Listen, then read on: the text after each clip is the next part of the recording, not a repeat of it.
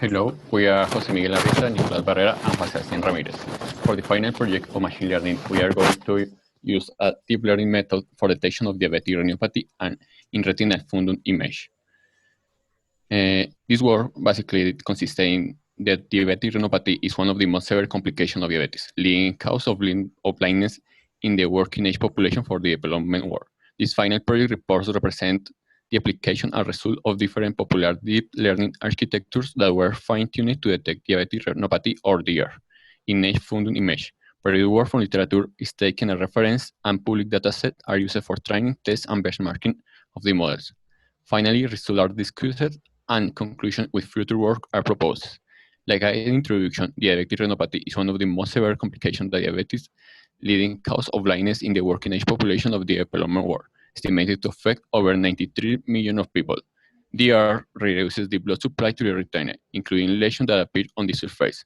Clinicians can identify DR by the presence of lesions associated with vascular abnormality caused by the disease and can be classified into red lesions. One of the biggest problems is the scarcity of doctors and lack of ability represents a problem for the patient, especially in distant regions. That is because we need a comprehensive and automated method for tier screening. This project allowed this problem in revising the different approach. So, Sebastian, continue, please. Okay, so for the method, we have implemented three different architectures. The first one is the very well-known Inception V3, which is a CNN that has 48 layers and an input size of 299 pixels by 299 pixels.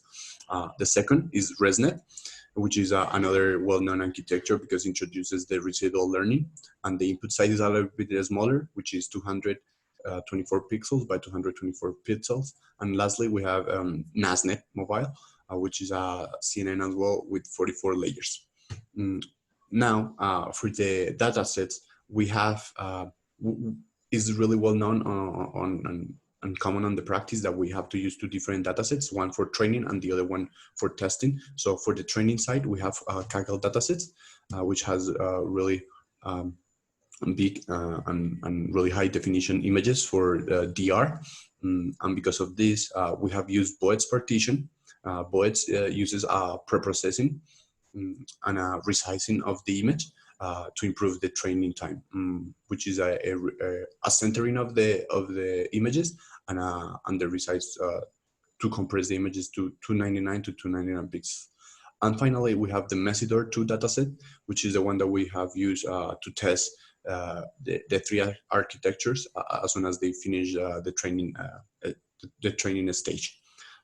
As we can see here, we have a sample of the original images, which are really big. As you can tell, is 2000 pixels by 2000 pixels or more than that. So it's really big images, which will be really problematic to train on that big images. So we do the Boed's partition and the pre-processing before training the architectures. Now we will talk about the results that we obtain after the training process. Okay, for the results, we train with three different architectures, the Inception V3, the ResNet, and the NASNet Mobile. From the time being of the training and the results of the model that we have, the Inception V3 is the one that has the better results yet for the number of epochs that we train, and it is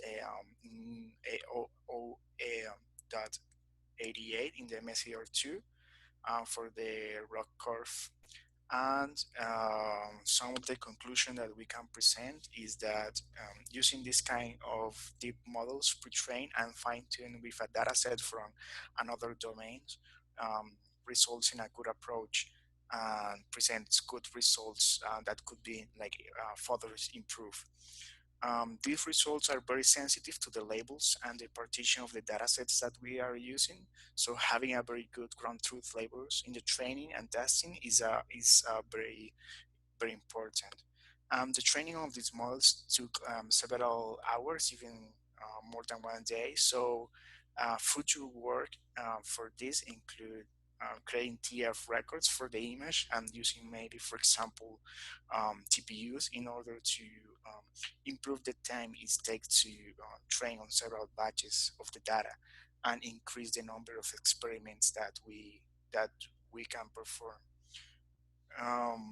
That's all, and thank you very much.